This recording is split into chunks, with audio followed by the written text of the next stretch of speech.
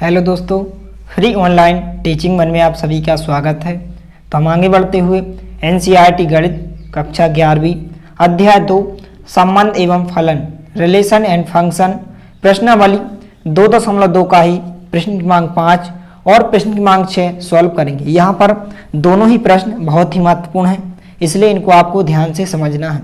तो यहाँ पर सबसे पहले हम प्रश्न क्रमांक 5 को सॉल्व करेंगे। तो यहाँ पर प्रश्न क्रमांक 5 है कि मान लीजिए कि यहाँ पर आपको ए सेट दिया गया जिसमें 1 2 3 4 6 अवयव दिए गए हैं। मान लीजिए कि जो आर है ए पर इस प्रकार से संबंध दिया गया है कि जो ए बी अवयव होंगे इस प्रकार से होंगे कि such that A B belongs to, यानी कि जो ए बी अवयव होंगे वो ए सेट से होना चाहिए। संख्या बी को यथावत विभाजित करती है, यानी कि यथावत का मतलब यहाँ क्या है कि पूर्णतः विभाजित करती है। संख्या ए जो है बी को पूर्णतः विभाजित करती है।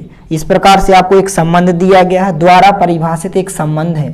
और यहाँ पर आपको 3 क्वेश्चन पूछे गए हैं। पहला क्वेश्चन है कि आर को रोस्टर रूप में लिखिए, दूसरा है कि आर का प्रांत ज्ञात कीजिए, तीसरा क्वेश्चन है कि आर का परिसर ज्ञात कीजिए। तो यहाँ पर हम इस क्वेश्चन को सॉल्व करेंगे। तो सबसे पहले जो भी क्वेश्चन में दिया गया है यहाँ पर हम लिखेंगे हल दिया है। यहाँ पर सबसे पहले आपको एक ए सेट दिया गया है जिसमें 1 2 3 4 और 6 अवयव दिए गए हैं। और यहाँ पर आपको एक रिलेशन यानी कि संबंध दिया गया है इस प्रकार से। तो यहाँ पर सबसे पहले हम संबंध को लिखेंगे।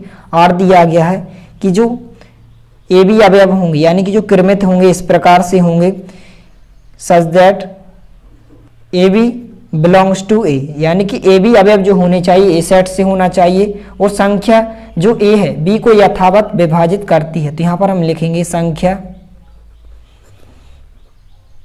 ए बी को यथावत यानी कि पूर्णतः विभाजित करती है, यथावत विभाजित करती है।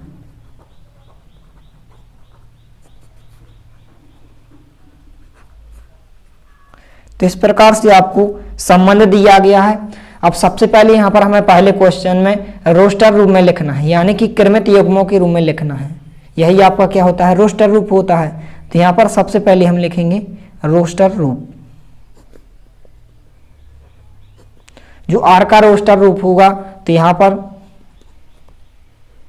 इस प्रकार के आपको क्रमित युग्म में इस प्रकार के लेना है कि जो संख्या ए है संख्या बी को यथावत यानी कि पूर्णतः विभाजित करती है। तो यदि हम 1 का भाग 1 में करें तो 1 का भाग तो सभी संख्या में जाता है। तो यहाँ पर सबसे पहले यदि हम 1 का मान 1 लें तो 1 जो है 1 को विभाजित करेगा, 1 जो है 2 को भी विभाजित करेगा पूर्णतः, और 1 जो है 3 को भी पूर्णतः विभाजित करेगा। तो यहाँ पर 1 3 हो जाएगा। 1 जो है 4 को भी विभाजित करेगा तो यहाँ पर 1 4 हो जाएगी संख्या। और यहाँ पर 1 जो है 6 को भी विभाजित करेगा तो यहाँ पर 1 6 हो जाएगा। इसके बाद हम पहले अब 2 लेंगे। 2 जो है 1 को तो विभाजित नहीं करेगा पूर्णतः, 2 जो है 3 को भी विभाजित नहीं करेगा, लेकिन 2 2 को विभाजित करेगा। तो यहाँ पर 2 2 आ जाएगा। इसके बाद 2 3 को विभाजित नहीं करेगा, 2 4 को तो विभाजित करेगा पूर्णतः, 2 का भाग 4 में पूरी बार जाता है इसलिए 2 4 हो जाएगा। और यहाँ पर 2 6 से भी विभाजित होता है इसलिए 2 6 हो जाएगा, क्योंकि 2 का भाग 6 में पूर्णतः पूरी बार जाता है, यानी कि 2 से 6 पूर्णतः विभाजित हो जाता है। अब इसके बाद हम 3 को लेंगे पहले अवयव को। तो 3 का भाग 1 में नहीं जाता है, जाता तो है लेकिन पूर्णतः विभाजित। आपको ऐसे अवयव लेना है, ऐसे क्रमित युग्म लेना है जो यथावत यानी कि पूर्णतः विभाजित करें। यहाँ पर यदि हम 3 का भाग 1 में देंगे तो 3 का 1 में पूर्णतः विभाजित नहीं होगी, 3 का भाग 2 में भी नहीं जाएगा। यदि 3 का भाग हम 3 में करें तो 3 का भाग 3 में जाएगा, पूरी बार जाएगा। तो यहाँ पर 3 3 हो जाएगा। इसके बाद 3 4 भी नहीं होगा, क्योंकि 3 का भाग 4 में पूरी बार नहीं जाता है। यदि हम 3 का भाग 6 में करें तो 3 का भाग 6 में पूरी बार जाता है। इसके बाद यदि हम 4 लें तो 4 का भाग तो सिर्फ 4 में ही जाता है। तो यहाँ पर एक अवयव 4 4 हो जाएगा। इसके बाद 4 का भाग 6 में नहीं जाएगा। इसके बाद हम 6 अवयव को लेंगे तो 6 का भाग केवल 6 में ही जाएगा। तो इस प्रकार के केवल इतने ही युग्म होंगे। तो यहाँ पर यह आपका क्या हो जाएगा, रोस्टर रूप हो जाएगा। अब इसके बाद यहाँ पर हमें आर का प्रांत ज्ञात करना है। तो प्रांत क्या होते हैं, क्रमित युग्म के पहले अवयव जो पहले स्थान पर लिखे जाते हैं। तो यहाँ पर लिखेंगे हम आर का प्रांत। कृमित युग्म के पहले पहले अवयव। जैसे यहाँ पर एक दिया गया पहला अवयव, यहाँ पर भी एक दिया गया है। यहाँ पर हम किसी भी अवयव को डबल बार नहीं लिखेंगे, रिपीट नहीं करेंगे, एक ही अवयव को यहाँ पर हम एक ही बार लिखेंगे। तो यहाँ पर एक हो जाएगा, इसके बाद 2 दिया गया तो यहाँ पर 2 हो जाएगा, इसके बाद यहाँ पर 3 दिया गया तो 3 हो जाएगा, इसके बाद 4 दिया गया तो 4 हो जाएगा और यहाँ पर 6 हो जाएगा। और यहाँ पर यही मान तो आपको ए सेट में दिया गया, तो यहाँ पर हम इसके बराबर ए भी लिख सकते हैं। जो आर का प्रांत होगा वह क्या होगा, ए सेट, पूरा का पूरा ए सेट हो जाएगा। अब इसके बाद तीसरे क्वेश्चन में यहाँ पर हमें आर का परिसर ज्ञात करना है, तो यहाँ पर हम लिखेंगे आर का परिसर। और परिसर क्या होते हैं, कृमित युग्म के दूसरे अवयव जो दूसरे स्थान पर लिखे जाते हैं। जैसे यहाँ पर दूसरे स्थान पर 1 लिखा है, 2 लिखा है, 3, 4, 6, तो यहाँ पर कौन कौन से अवयव आ जाएंगे, 1 आ जाएगा, 2 आ जाएगा, 3 आएगा, इसके बाद 4 आएगा, 5 तो है नहीं इसमें, 4 के बाद यहाँ पर 6 आ जाएगा, इसके बाद यहाँ पर हमने 2 लिख लिया है, 4 लिख लिया है, 6 को भी लिख लिया है, यहाँ पर 3 भी लिख गया है, 6 लिख गया है, 4 लिख गया है। किसी भी अवयव को यहाँ पर हम रिपीट नहीं करेंगे, एक ही अवयव को यहाँ पर हम एक ही बार लिखेंगे। तो यहाँ पर देख सकते हैं कि यही तो आपका ए सेट है, इसमें भी आपको वही अवयव दिए गए, यहाँ पर भी आपको वही अवयव दिए गए हैं। तो यहाँ पर जो आर का परिसर भी क्या होगा, ए सेट होगा, पूरा का पूरा ए सेट हो जाएगा। आर का प्रांत भी ए सेट होगा और आर का परिसर भी ए सेट हो जाएगा। तो इस प्रकार से आपके तीनों प्रश्नों के आंसर हो जाएंगे। इसके बाद यहाँ पर हम प्रश्न क्रमांक 6 को सॉल्व करेंगे। तो यहाँ पर प्रश्न क्रमांक 6 की आर बराबर जो रिलेशन है यानी कि जो संबंध दिया गया है इस प्रकार से दिया गया है कि x + 5 सच दैट x अवयव होने चाहिए आपके इस वाले सेट से होना चाहिए। जो x का मान यदि आप x अवयव लेंगे तो इसी सेट से होना चाहिए, 0, 1, 2, 3, 4, 5 इतने अवयवों में से होना चाहिए। द्वारा परिभाषित संबंध r के प्रांत और परिसर ज्ञात कीजिए। तो सबसे पहले यहाँ पर हम जो रिलेशन दिया गया है यहाँ पर हम लिखेंगे। रिलेशन इस प्रकार से दिया गया है कि r बराबर दिया गया है कि x + 5 जो कृमित होंगे इस प्रकार से होंगे कि x + 5 और यहाँ पर जो x अवयव होने चाहिए इस वाले सेट से होना चाहिए 0, 1, 2, 3, 4, 5 इस प्रकार से आपको संबंध दिया गया है। और यहाँ पर हमें प्रांत और परिसर ज्ञात करना है। तो सबसे पहले जो रिलेशन दिया गया है इसको हम रोस्टर रूप में परिवर्तित करेंगे। यदि हम रोस्टर रूप में इस संबंध को परिवर्तित कर देंगे तो यहाँ पर आसान हो जाएगा, प्रांत को ज्ञात करना, परिसर को ज्ञात करना बहुत ही आसान हो जाएगा। क्योंकि जो रोस्टर रूप होता है उस कृमित युग्म के जो पहले पहले अवयव होते हैं वह आपके प्रांत का मान होता है और जो दूसरे नंबर के अवयव होते हैं वह परिसर का मान होता है। तो इस प्रकार से हम आसानी से ज्ञात कर सकते हैं। तो सबसे पहले जो भी दिया गया है इसको हम कृमित युग्म के रूप में परिवर्तित करेंगे या रोस्टर रूप में लिखेंगे।